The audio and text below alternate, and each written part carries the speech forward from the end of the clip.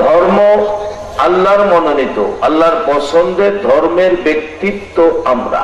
আল্লাহ বলেছেন একমাত্র আমার পছন্দের ধর্মটার নাম ইসলাম, কোরআনে বলেছে।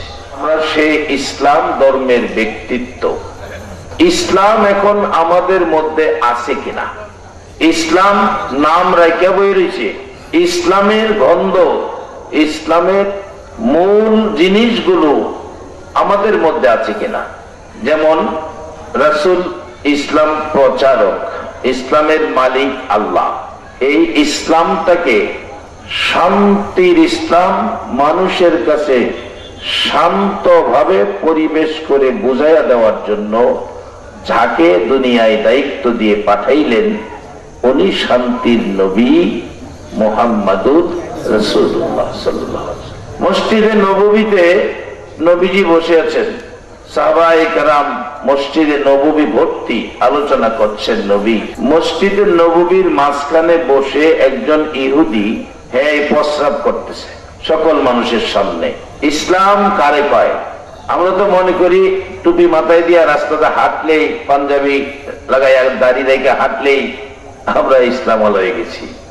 না, ইসলাম কই দেখেন, ইসলাম কিভাবে আমাদের কাছে থাকবে, কিভাবে আমরা রাখবো, কিভাবে আমরা ইসলাম ওয়ালা হব। সূরতে ইসলাম ওয়ালা হইলে হবে না, হাকিকতে ইসলাম ওয়ালা হতে হবে। রাসূল পাক সাল্লাল্লাহু আলাইহি ওয়াসাল্লাম বলতেছেন, ইহুদি তুমি কি করলে? মসজিদের ভিতরে পবিত্র জায়গায় প্রস্রাব করে দিলে, কি করলে? এটা পবিত্র জায়গা, একটু আর কিছু বলে নাই। সাহাবীদেরকে লক্ষ্য করে বললেন, তোমরা একজনে এক বালতি পানি নিয়ে আসো, এটা ধুয়ে মুছে পবিত্র করো, পরিষ্কার করো।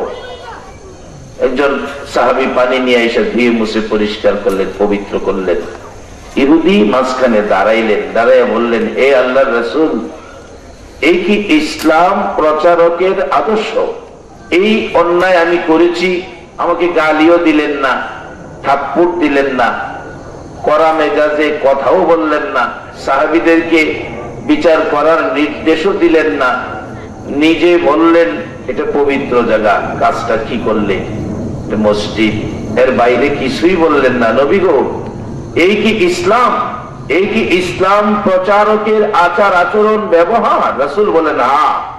এই আদর্শে কি আপনার উম্মত ইসলাম ওয়ালারা আদর্শিত হবে? রাসূল বলেন হ্যাঁ। সাথে সাথে ওই ইহুদি কালিমা পড়ে মুসলমান হয়ে গেছে। একজন মুসলমানের দাম কত?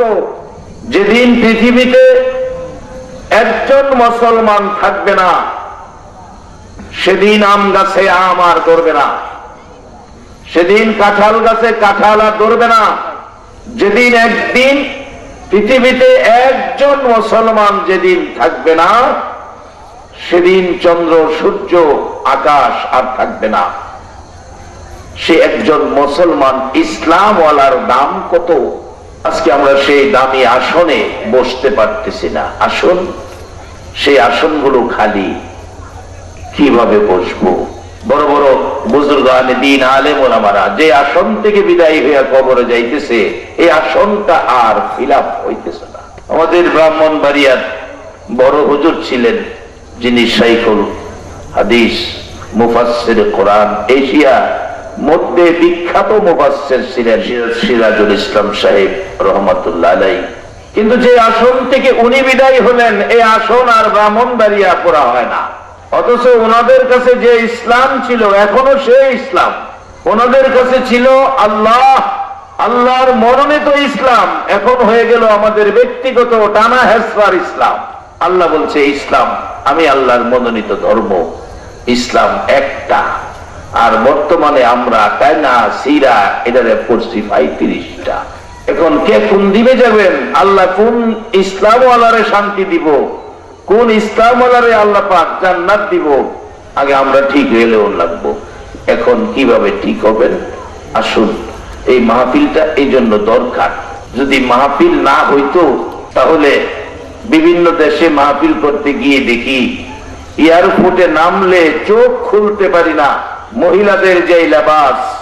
আজকে বাংলাদেশে মহল্লায় মহল্লায় এই মাহফিল চালু থাকার কারণে এখনো মহিলারা বিভিন্ন দেশের মানুষের মতো আমাদের দেশের মহিলারা এই পোশাক পরে না।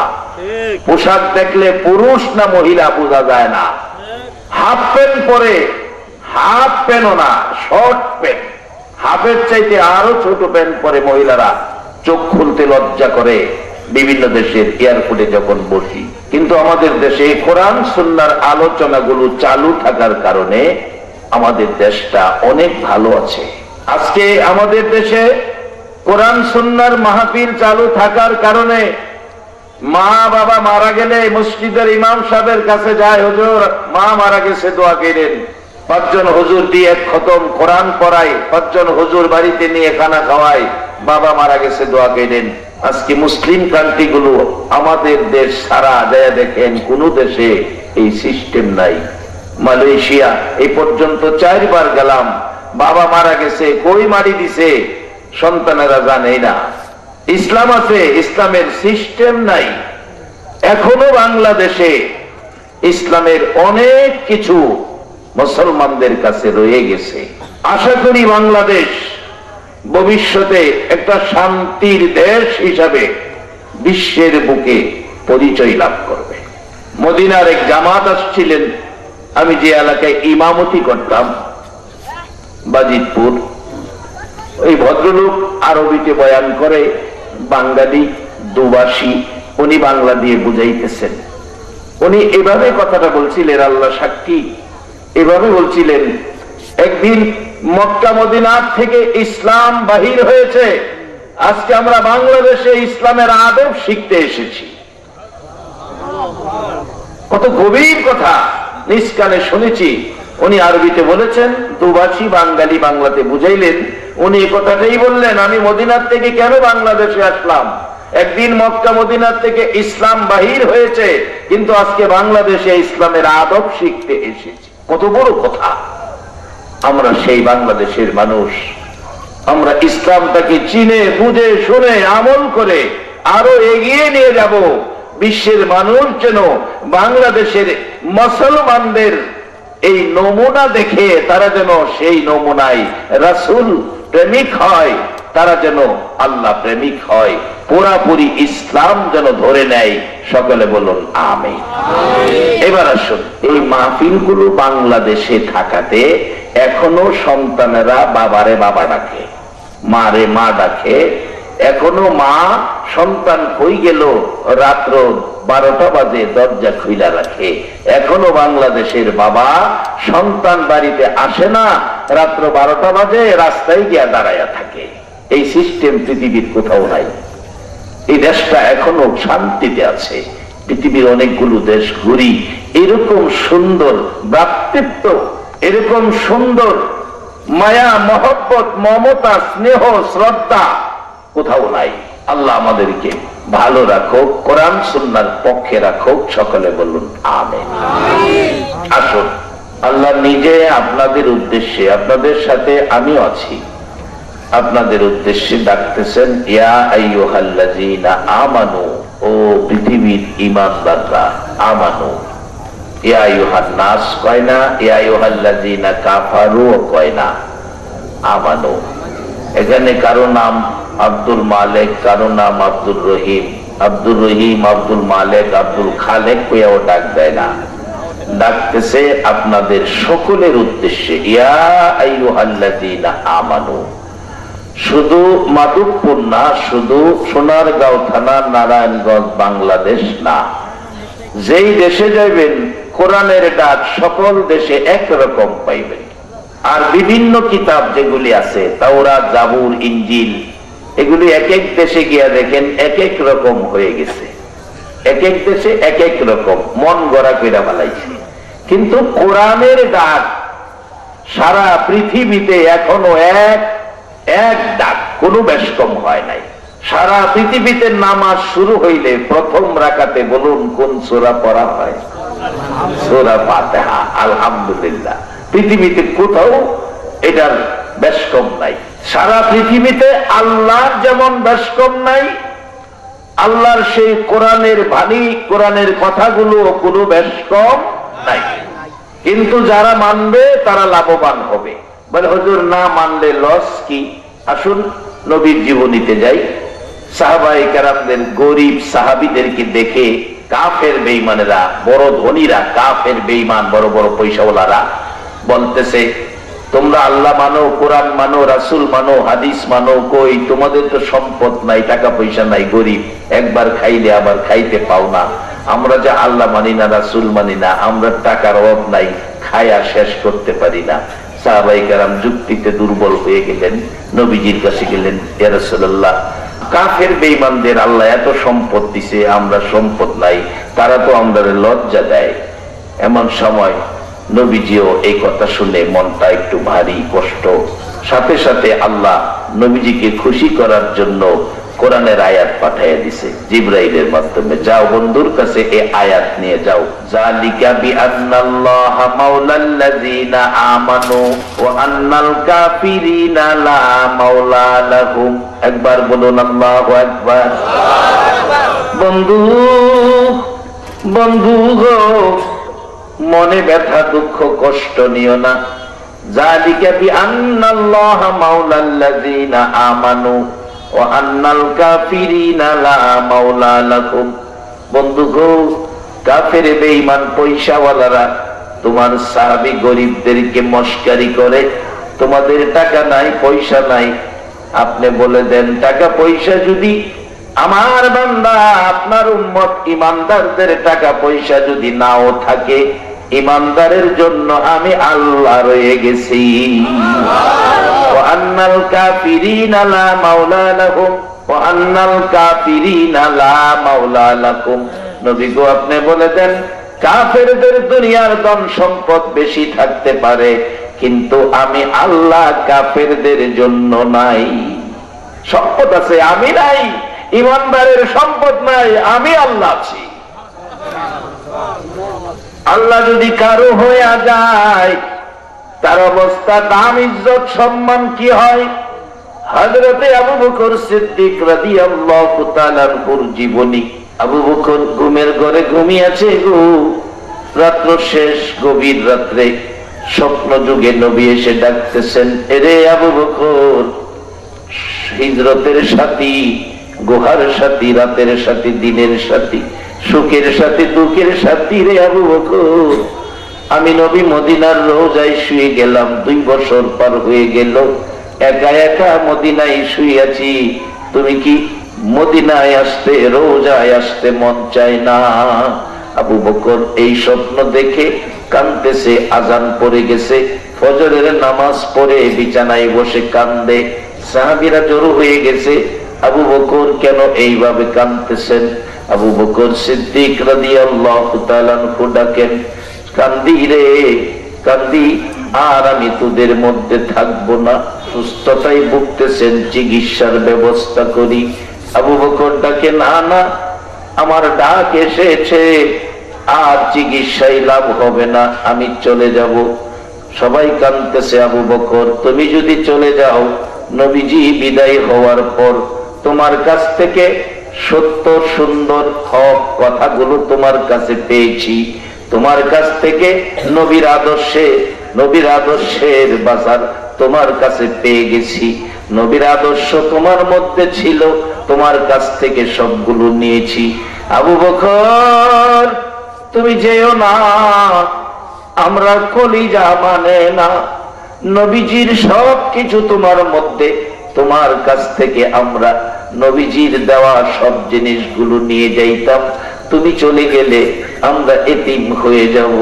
আবু বকর সিদ্দিক জবাব দিচ্ছেন, ও আমার সাথীরা, ও নবীর সাহাবীরা, তোমরা মনে কিছু নিও না, ডাক এসেছে, আমি চলে যাব। সবাই আবু বকর সিদ্দিকের গলায় ধরে কাঁদতেছে, সবাই গলায় ধরে। অবশেষে ডাকছে, তোমরা আর কান্নাকাটি করো না, ওসমান গনি তুমি আমার 2টা কথা শোনো। কি কথা শুনবো? রে ওসমান গনি, আমি আবু বকর আমার আল্লাহকে খুশি করার জন্য নবীর তরিকায়, নবীর পথ দেখানো পথে, নবীর তরিকা নবীর দেখানো পথ, এটার নাম হলো তরিকা। নবীর দেখানো পথে চলতে যাইয়া আল্লাহকে খুশি করার জন্য আমি আবু বকরের তামাম জিন্দেগীর সব বিলাইয়া দিয়েছি। আজকে আমি আবু বকরের ঘরে 10টা পয়সাও নাই। এরে নবীর সাহাবীরা, আজকে যদি আমি আবু বকরের মৃত্যু হয়ে যাই, কাফনের কাপড় কিনার মতো আমি আবু বকরের পয়সা নাই। রে উসমান গনি, তুমি তো ধনী, তোমার হাত ধরে অনুরোধ করি, আমি আবু বকরের যদি মৃত্যু হয়ে যাই, আমার কাফনের কাপড়টা বলো তুমি কিনা দিবানি। উসমান গনি রাদিয়াল্লাহু তাআলা আনহু ওয়াদা করলেন, আবু বকর কথা দিলাম তোমার কাফনের কাপড় আমি কিনে দিব। হযরতে আলী রাদিয়াল্লাহু তাআলা পাশে বসে কাঁদতেছে। উসমান গনির পর হযরত আলীর হাত ধরে ডাকছে, আলী কান্দিস না, একটা ওয়াদা দে আমি আবু বকরের সাথে। রে আলী, আমি দেখেছি রে আলী, যেদিন আমার নবীকে রওজা মুবারকে নামাইছো, সেদিন তুমি আলী 2টা হাত ব্যবহার করেছো। যে হাতে আমার নবীরে রওজা মুবারকে নামাইছো, কথা দাও আমি আবু বকরকে এই হাত দিয়ে আমার কবরে নামাইয়া দিও। হযরতে আলী বলেন, আবু বকর কথা দিলাম, কেঁদো না আর কান্নাকাটি করো না, আমি এইভাবে কবরের মধ্যে তোমাকে নামাবো। আবু বকর সিদ্দিক যেদিন দুনিয়ার থেকে বিদায় হয়ে যাবেন, কিন্তু ইসলাম আসিল যার কাছে, আল্লাহর পছন্দের ব্যক্তি হয়ে গেছে, নবীর পছন্দের ব্যক্তি হয়ে গেছে। বাস্তব আসুন, দুনিয়ার জমিন থেকে প্রমাণ হয়ে গেছে, দুনিয়ার সম্পদ নাই, কাফনের কাপড় কিনে দিল উসমান গনি। একেবারে 10টা পয়সা করে নাই, বাতি জ্বালানোর মতো তোল কিনার পয়সাও ছিল না, কিন্তু দুনিয়ার গরিব আখিরাতের হয়ে গেল সবচাইতে ধনী। রে বাবারা, দুনিয়ার গরিব গরিব নয়, যার কাছে ঈমান আছে, ইসলাম আছে। টুপি দাড়ি পাঞ্জাবি থাকলে ইসলাম নয়। টুপি দাড়ি পাঞ্জাবি ইচ্ছে করলে সবাই লাগাইতে পারে, কিন্তু ইসলাম ধরে রাখা এটা বড় কঠিন ব্যাপার। ইসলাম ধরে রাখা, আল্লাহ আল্লাহ রাসূল খুশি করা, এটা বড় কঠিন ব্যাপার। হযরত আবু বকর সিদ্দিক রাদিয়াল্লাহু তাআলা আনহুর জীবনের মধ্যে কত সুন্দর ঘটনা রয়ে গেছে। আবু বকর ইসলাম ধরে রাখলেন, যে ইসলামের জন্য আমার আপনার নবী সাদা জামা লাল করেছে, কত মার জীবনে খেয়েছে। আম্মা জান আয়েশা সিদ্দিকা রাদিয়াল্লাহু তাআলা আনহার জীবনের মধ্যে আসছে। আম্মা জান আয়েশা সিদ্দিকার হুজরাই নবীজি ঘুমাবেন পাশে বসে। আমার নবীর মনটা খুশি খুশি দেখে পাশে বসে প্রশ্ন করতেছেন, হুজুর আপনার মনটা খুশি, আজকে 2টা কথা বলার অনুমতি চাই। স্ত্রীরা দেখবেন স্বামীর মন যদি খুশি থাকে, কথা বলতে আগ্রহ প্রকাশ করে। আমার নবীর সামনে বসে আগ্রহ প্রকাশ করলেন, কথা বলবেন। কি কথা বলবে আয়েশা? বলো হুজুর, জীবনে বহু জায়গায় মার খেয়েছেন গো নবী, নিজের জন্য নয়, জমি জামার জন্য নয়, নিজের বংশের কারো জন্য নয়, শুধু মার খেয়েছেন উম্মতের ইসলাম বুঝাইয়া দেওয়ার জন্য। এই ইসলামটা কার কাছে আছে বাবা? এই ইসলাম লইয়া কে জিন্দেগি করতেছেন? আপনার দাম জিবরাইল ফেরেশতার চেয়েও বেশি, ফেরেশতার চেয়ে অনেক বেশি আপনাদের দাম, একজন ইসলাম ওয়ালার দাম। আম্মা জান আয়েশা সিদ্দিকা রাদিয়াল্লাহু তাআলা আনহা ডাকেন, ইয়া রাসূলুল্লাহ, নবী গো, জীবনে বহু জায়গায় এই ইসলামটা লইয়া মাইর খাইছেন, কোন দিনের মায়ের বেশি কষ্ট, বেশি ব্যথা, বেশি দুঃখ মনে হয়েছে? আমার নবী বলেন, আয়েশা রে, দুঃখের কথা মনে করে দিছো। আয়েশা, জীবনে বহু জায়গায় মার খেয়েছি, সবচেয়ে কষ্ট রে তায়েফের জমিনের মাই রে। মাধবপুরের বাবারা ভাইয়েরা, ও বাবা যুবকেরা, তোমাদের মতো যুবকেরা একদিন মা নাই বাবা নাই, নবী গো, সেই নবীরে কত মার মারছে, তাইফের জমিনে যুবকেরা মারতে মারতে 3 বার বেহুশ করেছে। আজকে কারা আপনারা 1400 বছর পর 6500 কিলোমিটার দূর সেই নবীর উম্মত হই মায়ায় বৈশা রয়েছে। আমার নবী যদি এখন দুনিয়ার জমিনে থাকতো গো, আর এই পরিবেশ যদি নবী নিজ চোখে একটা নজর দেখতো, না জানি আমার নবী কত খুশি হইতো। এরে বাবারা ভাইয়েরা, এই পরিবেশটা এইভাবে মুসলমান কোরআন সুন্নাহর পক্ষে বসবে, এই জন্য নবী জীবনে বহুবার মার খায়া সাদা জামা লাল করেছে। মা এসে 14 প্রশ্নের জবাব দিচ্ছে, আয়েশা রে, জীবনে বহু জায়গায় মায়ের খেয়েছি, এই মায়ের বলতে পারি না, তবে একটা মায়ের পরে আয়েশা বড় কষ্ট করি যাই লাগে। সেই মায়েরটা হলো তাইফের জমিনের যুবকদের মায়ের। ওগো মদিনার নবী, কত মায়ের তাইফের যুবকেরা মারলো। বাংলাদেশে সোনার গায়ে মাধবপুরে আইসা দেখো তোমার পাগলেরা বৈশা রয়েছে। ও মদিনার নবী, একটা বার দেখো গো, মাধবপুরের জমিনে তোমার আশেক পাগলেরা বৈশা রয়েছে। আমার নবী নবীকে প্রশ্ন করলেন, মা আয়েশা সিদ্দিকা, হুজুর কোন দিনের মা নবী গো, ব্যথা বেশি কষ্ট বেশি হয়েছে? আমার নবী জবাব দিচ্ছে, আয়েশা, আয়েশা রে, আমার তাইফের যুবকের মার এখনো আমি নবী ভুলি নাই রে আয়েশা। সবচেয়ে বেশি ব্যথা এই জীবনে পেয়েছি তাইফের জমিনে যুবকদের মায়ের। যুবকরা যখন আমারে মারে রে, আমি কত অনুরোধ করেছি, মারিস না, এই চেহারায় আঘাত করিস না রে যুবকেরা। এই চেহারায় জীবনে একটা মশা মাছি বসলো না, জীবনে একটা পোকা মাকড় কামড় দিল না, এই চেহারার মধ্যে তোর আঘাত করিস না। আয়েশা রে, একবার নয়, 2 বার নয়, 3 বার করে বেহুশ করেছে। আম্মা জান আয়েশা বলেন, হুজুর এই নমুনা তো চেহারা মোবারকের মধ্যে এখনো দেখা যাচ্ছে। আমার নবী কিছুক্ষণ চুপ থেকে আবারও একটা চিৎকার মারছে, আয়েশা আর একটা দুঃখের কথা শোনো। আয়েশা রে, যে দুঃখের কথা দুনিয়া আখিরাতেও আমি ভুলতে পারবো না। হুজুর এটা আবার কোন দুঃখ? আমার নবী বলে, আয়েশা এটা কোনো মায়ের ব্যথা দুঃখ নয়, এটা হলো আমার উম্মতের দুঃখ। আমার একটা উম্মত যদি জাহান্নামে যায়, আমি নবীর কলিজা মানবে না। সেই ইসলাম আমাদের কাছে, সেই ইসলামওয়ালা ব্যক্তি আমরা, সেই নবীর উম্মত যদি হতে পারি, আমাদের রূপ যদি আমাদের থেকে দূর করতে পারি, বাবারা আসুন তাহলে আমাদের মর্যাদা কি হবে সেটাই বুঝাইতেছিলাম। আবু বকর সিদ্দিক রাদিয়াল্লাহু তাআলা আনহুকে দেখলে আমার নবী সব সময় বলতেন, আমার আবু বকর, আমার আবু বকর। আমার আল্লাহ বলেন, বন্ধু আবু বকর তোমার, আমি আল্লাহ স্বীকার করে নিলাম আমার আবু বকর। আবু বকর কোন মর্যাদায় পৌঁছলেন?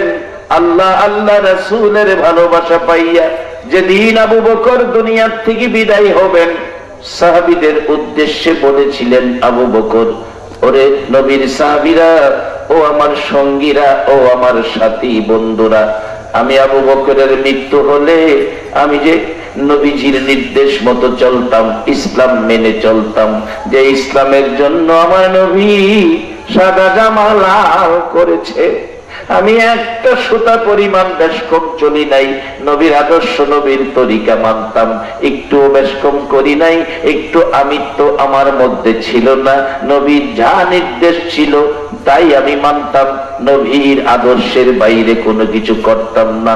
সাহাবীরা রে, আমি যে এত ভালো নবীকে বাসতাম, আমার ভালোবাসাটা নবী কবুল করেছে কিনা তোমরা প্রমাণ করে দিও। ও আবু বকর, কিভাবে প্রমাণ করব? আবু বকর ডাকতেছেন, ও সাহাবীরা, নবীর সাহাবীরা শোনো, আমার মৃত্যু হয়ে গেলে আমাকে গোসল দিও, কাফন পরাইও, জানাজা পড়ে নবীজির রওজার পাশে আমার লাশটা রেখে দিও। একজনে নবীজিকে ডাইকা বইল, আবু বকরকে কোথায় দাফন করব? যদি আমার ভালোবাসায় নবী খুশি হয়ে থাকে রওজা পাকের ভিতর থেকে আমার নবী কথা বলবে, যেখানে বলে সেখানে দাফন কইরো। আর যদি কথা না বলে মনে কইরো আমার ভালোবাসায়, আমার আমল আখলাকে আমার নবী খুশি হয় নাই, তোমরা আমাকে জান্নাতুল বাকিতে দাফন করে দিও।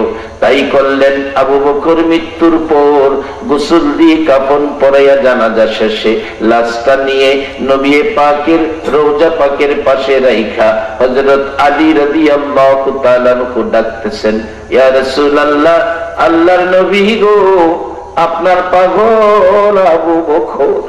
কত পাগল ছিল! সাহাবাই কেরাম বলেন, আবু বকর যখন মদিনার শাসক, আমার নবী বিদায়ের পর মদিনার শাসন ক্ষমতা আবু বকরের হাতে। সাহাবীদেরকে নিয়ে আলোচনায় বসলে কোন কোন সাহাবীরা নাকের মধ্যে চাপাইয়া ধরতেন, কার কাছ থেকে কোত্থেকে, কার কাছ থেকে কোত্থেকে, কোথাও থেকে যেন কলিজা পুরা গন্ধ আসতেছে, নাকের মধ্যে রুমাল দিয়ে চাপাইয়া ধরতেন। আবু বকর বিনায়া বিনায়া কাঁদত। রে নবীর সাহাবীরা, অন্য কারো কাছ থেকে কলিজা পুরা গন্ধ নয় রে, সেটা আমি আবু বকরের কলিজা পুরা গন্ধ। যেদিন থেকে আমি আবু বকর এই চক্ষু দিয়ে আল্লাহর হাবিবকে দেখি না, সেদিন থেকে নবীর বিরহের যন্ত্রণার আগুন পুরে পুরে আমার কলিজা ছাই হয়ে গেছে। সেই আবু বকর সিদ্দিক রাদিয়াল্লাহু তাআলা আনহু ডাকলেন, আমাকে নবীর রওজার পাশে রাইখা ডাক দিও। নবী যদি কথা বলে, যেখানে বলে সেখানে দাফন কইরো। আর যদি কথা না বলে মনে করবা আমার ভালোবাসা, আমার আমল আখলাক দিয়ে আল্লাহর নবীকে খুশি করতে পারি নাই, আমার নবী খুশি হলো না, যেখানে মনে চাই তোমরা সেখানে দাফন করে দিও। হযরত আলী ডাকতেছেন, হুজুর আপনার আবু বকর, আপনার আবু বকর, আপনার আবু বকর, আপনার আবু বকর কই রাখবো বলুন? কোন জবাব নাই। আবার ডাকলেন, হুজুর হিজরতের সাথী, গুহার সাথী, সাপ 3 বার করে দংশন করেছিল, নিজের জীবন দিতে রাজি, আপনার ঘুম ভাঙ্গাইতে রাজি না, সেই আবু বকর আপনার পায়ের কাছে হাজির, বলুন কোথায় রাখবো? কোনো জবাব নাই। 3 বারের মাথায় আলী কান্দে, আবু বকর হুজুর এত ভালোবাসতো সেই আবু বকর। ডাকতেছি, আবু বকরের বেলায় একটা কথাও বললেন না, আমাদের বেলায় জানি কি হয় গো নবী। আবু বকরের বেলায় যদি কথা না বলেন, আমি আলীর বেলায় জানি কি হয়। এমনি সময় হাজার হাজার সাহাবীরা চারদিকে দাঁড়িয়ে আছে, রওজা মুবারক থরথর করে কাঁপতেছে। হঠাৎ করে আওয়াজ হচ্ছে, শোনা যায় মায়ার সুরে ডাকতেছে, আলী, আলী রে, পাগলামি করিস না, কই রে আমার আবু বকর, আমার পাশে দাফন করে দে। মদিনায় যাইয়া দেখেন আমার নবীর পাশে আবু বকর জান্নাতের ফুল বাগানে ঘুমাইতেছে। শুধু তাই নয়, আমার আল্লাহ বলেছে, বন্ধু গো, তোমার আবু বকরকে আমি আল্লাহ আমার আবু বকর বানাইলাম। আমি আল্লাহ কথা দিলাম, তোমার আবু বকর যতক্ষণ জান্নাতে পাও না রাখবে, ততক্ষণ পর্যন্ত কোন নবীর উম্মতের জান্নাতে যাইতে দিব না। আজকে সেই আবু বকর যে কালিমা পড়েছে, আমরা ঠিক সেই কালিমা পড়েছি, একটু বেশ কম নাই। আবু বকর নামাজের সময় যেই সূরা পড়ছে, আমরা সেই সূরা পড়ি। আবু বকর ফজরের নামাজ যত রাকাত পড়ছে, আমরা তত রাকাত পড়ি। আবু বকর যে মালিককে আল্লাহ বলে ডাকছে, আমরা সেই মালিককে আল্লাহ বলে ডাকি। কিন্তু ইসলাম আছে, ইসলাম বুঝি না। ইসলাম বুঝে ঘরে নেন। ইসলামের মতো শান্তি কোন ধর্মের মধ্যে নাই। অনেক ধর্মের লোকদের সাথে আমার আলোচনা হয়, অনেকে বলে হুজুর, কেউ কেউ বলে হুজুর বাপ দাদারা কইরাইছে আমরা সেটা করি, কিন্তু আসলে যে কিছু নাই, আমরা জ্ঞানী বুঝি, বাপ দাদার খাতিরে করি। বাপ দাদার খাতিরে কোনো ইসলাম ধর্মে স্বীকৃতি দেয় না, বাপ দাদার স্বীকৃতি কোনোদিন ধর্মে দেয় না। ইসলাম আল্লাহ, আর আল্লাহ বলেছে সে ইসলাম বোঝার জন্য তোমরা মানতে হবে নবীর কথা। আর নবী হাদিস শরীফে বলেছে, তারাকতু ফীকুম আমরাইন লান তাদিল্লু মা তামাসসাকতুম বিহিমা কিতাবাল্লাহ ওয়া সুন্নাতা রাসূলি। ইসলাম যদি বুঝতে হয়, মানতে হয়, দুটো জিনিস তোমাদের কাছে রেখে গেলাম। আমি নবীর রহমতের হাত তোমাদের উপরে ছিল, আমি নবী চলে যাব, এ হাত আর তোমাদের উপর থাকবে না। আমি নবী তোমাদের জন্য দুটো জিনিস রেখে গেলাম, একটা হলো আল্লাহর কোরআন, আর একটা আমি নবীর সুন্নাহ। এই দুইটা জিনিসের ছায়ার তলে যারা থাকবে তারা দুনিয়া ও আখিরাতে শান্তিতে থাকবে। কবর থেকে শুরু করে জান্নাতের গেট পর্যন্ত তাদের কোনো সমস্যা হবে না। আজকে আমরা যারা দুনিয়াতে আছি, আল্লাহ আমাদের উদ্দেশ্যে বলতেছেন, কত সুন্দর পরামর্শ, আর কারো জন্য নয়। ইয়া আইয়ুহাল্লাযীনা আমানু, ও পৃথিবীর ঈমানদাররা, মাগো মেয়ে লোকেরা তোমাদের কেউ ডাকে, শুধু পুরুষকে না তোমাদের কেউ ডাকে। বলুন, শুধু পুরুষই মৃত্যুবরণ করবে নাকি মহিলারাও মরবে? এ মা বোনেরা, যেই ঘরে রঙের শাড়ি পয়রা বউ হইয়া ঢুকছো গো মা, কবে জানি তোমার পছন্দের কাপড় গুলো সুকেশের মধ্যে পড়ে থাকে, তোমারে বাজার থেকে সাদা কাফনটা পরাইয়া ঘর থেকে বের করে দিবে। আল্লাহর কসম গো মা, তোমার পছন্দের একটা কাপড়ও তোমারে কবরও নিতে দিবে না, একটা কাপড়ও তোমারে কবরও নিতে দিবে না। সেদিন আসার আগে আমার আল্লাহ তোমাদেরকেও ডাকতেছে, ইয়া আইয়ুহাল্লাযীনা আমানু ইত্তাকুল্লাহ, তোমরা আমারে ভয় করো। কারে ভয় করতে কইছে? একবার আল্লাহু আকবার বলুন। তোমরা আমাকে ভয় করো, হাক্কা তুকাতি, যেরূপ ভয় করা উচিত। কোরআনের ব্যাখ্যা কোরআনে দিচ্ছে, যদি ভয় করেন পুরস্কার কি আসবে, কোরআনের ব্যাখ্যা কোরআনে দিচ্ছে।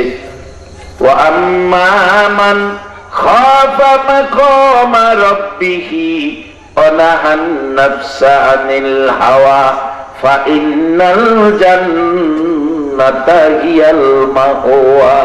একবার বলুন আল্লাহু আকবার। বাবারা, কোরআন দিয়া কোরআনের ব্যাখ্যা হয়ে গেছে, কোরআন কোরআনের ফায়সালা দিচ্ছে। আল্লাহ বলতেছেন, ওয়া আম্মা মান খাফা মাকাম রাব্বিহি ওয়া নাহান নাফসা আনিল হাওয়া, যারা আল্লাহকে ভয় করে নিজেকে নিজে, আল্লাহকে ভয় করে নিজেকে অন্যায় থেকে বাঁচে, আল্লাহ বলেন তার জন্য পুরস্কারের বাজেট। ফাইন্নাল জান্নাতা হিয়াল মাওয়া, জান্নাতুল মাওয়া নামের জান্নাতটা পুরস্কার দিবে যারা আল্লাহকে জীবনে ভয় করেছে। বাবা যুবক, দুনিয়ার কেউ দেখবে না, আমার আল্লাহ দেখবে। এই বিশ্বাসের উপর একটা অন্যায় থেকে যদি তুমি বেঁচে আসো, বেরিয়ে আসো, আল্লাহর কোরআনের কসম, তুমি জান্নাতুল মাওয়ার মালিক হইয়া যাইবে। যার বাস্তব আমার আল্লাহর কোরআনের কথার উপর আমল করেছেন। আমার এলাকার ঘটনা বলছি। একজন রিকশা ড্রাইভার, বাজান গরিব মানুষ, একজন বিড়ির মহাজন তাগাদা করে ৮০,০০০ টাকা সালার ব্যাগের মধ্যে, ৮০,০০০ টাকা, ৫,০০০ টাকা কানি তখন জমি ছিল। স্বাধীনের পর বিড়ির নামও ছিল স্বাধীন বিড়ি। ৫,০০০ টাকা এক কানি জমি কিনা যাইতো, সালার ব্যাগে করে তাগাদার টাকা। রেল ট্রেনে আইসা স্টেশন নাইমা বাড়িতে যাবে, নৌকার রাস্তা, গাড়ির রাস্তা ছিল না। নৌকায় উঠবে, রিক্সার সিটের নিচে রাইখা টাকার ব্যাগ, রিক্সা দিয়ে নৌকা ঘাট, নৌকা ছেড়ে দিতেছে, দৌড়াইয়া নৌকায় উঠছে, টাকার ব্যাগ নিতে মনে নাই। বাড়িতে যাইয়া মনে হইছে টাকার ব্যাগ কই রাখলাম, ট্রেনে ফালাইলাম না রিক্সায় না নৌকায়, এখন তো আর খবর পায় না। ৮০,০০০ টাকা গেছে তো গেছে, পাওয়ার আশা নাই। বাড়িতে টেনশনে আছেন মহাজন। রিক্সা ড্রাইভার গরিব মানুষ, রাত্রে বাড়িতে যাইয়া রিক্সা চেক করে ঘরে নিবেন, সিট উড়াইয়া দেখে ব্যাগ, বেকার ব্যাগ খুইলা দেখে শুধু টাকা আর টাকা। সেই সময় সারাদিন রিক্সা চালাইয়া ১১০, ১০০ এরকম টাকা রোজগার করতে পারত। দেখে ৮০,০০০ টাকার ব্যাগ। রিক্সার ড্রাইভার ভাবলেন, যদি বিবিরে দেখাই, বিবি হয়তো বলবে টাকাগুলো থামাইয়া লাও। এমন মানুষ আছে না? কিন্তু কার টাকা থামায় নেবেন? মহাজন জানে না কোন রিক্সায় রাখছে, রিক্সার নাম্বারও দেয় না, রিক্সার ড্রাইভারেও চিনে না। বাস্তব ঘটনা বলছি। রিক্সার ড্রাইভার টাকার ব্যাগ লয়ে রাত্রে অন্ধকার তারাই ভাবতেছেন এই টাকা ছেলে মেয়ে বিবি বাচ্চারে যদি দেখায় সারাদিনে ভাই 100 টাকা আর 80,000 টাকা, তাইলে আমার এই টাকা আমি বাঁচাইতে পারবো না। 3200 টাকা বুড়ি স্বর্ণ, মেয়েরা স্বর্ণের পাগল, গরিবের স্ত্রী, রিক্সা ড্রাইভারের স্ত্রী হয়তো বা কইব স্বামী আমাদের কিছু স্বর্ণ বানায় দিলাও আর বাকি টাকা দিয়াই পড়ো। ড্রাইভার কনফার্ম হইলো যে এটা ওই বিড়ির মহাজনের টাকা। রাত্রে কিছু কয় না, চুপচাপ রাইখা দিছে। সকালবেলা নাস্তা খাইছে, রিক্সা লইয়া বাইরিছে শালার ব্যাগ লইয়া। বিবি ডাকতেছে, শোনো তুমি ব্যাগ লইয়া বাইরিছো, রিক্সা লইয়া যাওয়ার কথা, রিক্সা চালাইবা ব্যাগ হাতে, কি ব্যাপার? তুমি কি ভিক্ষা করতে চাইতেছো? উদ্দেশ্য তো খারাপ মনে হয়। ড্রাইভার চোখের পানি ছেড়ে দিছে, বিবি গো ভিক্ষা না, এদিকে আয়, খিলে যাইতেছি দেখা যায়। কাছে গেছে, ব্যাগটা খুইলা দিছে, দেয় শুধু টাকার বান্ডিল। মহিলা মাথায় হাত দা বৈশা গেছে, এই টাকা লইয়া কই যাও? স্বামীর কোমর অঞ্জায়া ধরছে, গড়ায়ও গড়ায়ও, তোমার কি মাথার দোষ? আল্লাহ মিলাইছে, গড়াই করো। আল্লাহ বলে মিলাইছে। ড্রাইভার চোখের পানি ছেড়ে দেখে, বিবি না, এটার মালিক আমি না, আমি রিক্সার ড্রাইভার, এটার মালিক বিড়ির মহাজন গো বিবি। একটা টাকাও খরচ করার অধিকার আমার নাই। আজকে রাত্রে আমার কাছে ছিল, ওই লোকের আমানত আমার কাছে ছিল, আমি পাহারা দেওয়ার মালিক, আমি পাহারা দিয়া রাখছি। এখন চলছি তার সম্পদ, আমার কাছে ছিল আমানত, মহাজনের সম্পদ আমার কাছে ছিল আমানত। এখন তার আমানতটা তার কাছে পৌঁছে দিয়াছি। শীতকাল ছিল, এত টানাটানি করলো বিবি, আমার 2টা বুড়ি স্বর্ণ কিনা দিয়া বাকি টাকা দালাও। বিবি গো না, 1 পয়সাও এখান থেকে দিতে পারবো না। যাইতেছে, টাকা লইয়া যাইতেছে। শীতকাল ছিল, মহাজন সকালবেলা রোদ্রে বসা, সালাম দিলেন, সালামের জবাব দিলেন। মহাজন, চাচা আমারে চিনছেন? না বাবা। চাচা আমি রিক্সার ড্রাইভার, চিনছেন না? কালকে যে রিক্সায় উঠছিলাম রিক্সায়, কিন্তু তুমি কিনা আমার খেয়াল নাই, চিনি না। চাচা আমারে যদি না চিনেন, দেখুন তো এই ব্যাগটা চিনেন কিনা, ব্যাগটা চিনেন কিনা? মহাজন চোখের পানি ছেড়ে দিছে, বাবা এটা তো আমার ব্যাগ। এর মধ্যে কি ছিল চাচা? 80,000 টাকা ছিল। গয়না দেখেন তো টাকা ঠিক আছে কিনা। চাচা একবার ব্যাগের দিকে চায়, আবার গরিব রিক্সার ড্রাইভারের দিকে চায়। রে বাবা, 80,000 টাকা পাইয়া যেই ব্যক্তি বাড়িতে নিয়ে আইছে, আমার বিশ্বাস ওই ব্যক্তি আমার টাকায় হাত দেয় না। চাচা একটু গয়না দেখেন ঠিক আছে কিনা। না রে বাবা, গনতে হবে না, টাকা ঠিক আছে। বলছো চাচা আমার আত্মতৃপ্তির জন্য আমি আপনার সম্পদ পৌঁছে দিতে পারছি সঠিকভাবে, এটা প্রমাণের জন্য একটু গয়না দেখেন। চাচা গণলেন, 80,000 টাকা ঠিক আছে। খুশি হইয়া 10,000 টাকা পুরস্কার দিলেন। 10,000 পুরস্কার। রিক্সার ড্রাইভার ডাকে, চাচা এটা আমারে কি দিলেন? এটা পুরস্কার দিলাম। পুরস্কার দিলাম। কি দিলেন চাচা? পুরস্কার দিলাম 10,000 টাকা। 100 টাকা রোজগারের সময় 10,000 টাকা পুরস্কার। রিক্সার ড্রাইভার ডাকে, চাচা চাচা গো, আমি আপনার দেওয়া পুরস্কারের জন্য আসি নাই। এই টাকা যদি নেওয়ার ইচ্ছা থাকতো, আমি তো 80,000 নিতে পারতাম। চাচা আপনার দেওয়া পুরস্কারের জন্য আসি নাই। ওয়াজ মাহফিলে যাইয়া শুনেছি আলেম উলামারা বলেছে, আল্লাহ বলে কোরআনে ঘোষণা দিয়েছে, ওয়া আম্মা মান খাফা মাকামা রাব্বিহি ওয়া নাহান নাফসা আনিল হাওয়া ফা ইন্নাল জান্নাতা হিয়াল মাওয়া। ও চাচা, আল্লাহ বলে কোরআনে ঘোষণা দিয়েছে, যারা আল্লাহকে ভয় করে নিজেকে অন্যায় থেকে বাঁচাইয়া ভালো কাজ করবে, আল্লাহ বলে তাকে জান্নাতুল মাওয়া পুরস্কার দিবে। চাচা আপনার দেওয়া 10,000 টাকা পুরস্কারের জন্য আসি নাই, ওই আল্লাহর দেওয়া পুরস্কারের অপেক্ষায় আছি। এখনো মানুষ আছে, এখনো ইসলাম আছে। ইসলাম যদি ব্যবহার করতে পারেন, দুনিয়া ও আখিরাতের ধনী হয়ে যাবে। আমার আল্লাহ হযরত আবু বকরকে এত মর্যাদা দিয়েছেন, আদম আলাইহিস সালাম থেকে শুরু করে আমাদের নবী পর্যন্ত সকল নবীর উম্মতের মধ্যে সকলের আগে জান্নাতে যাবে আবু বকর সিদ্দিক।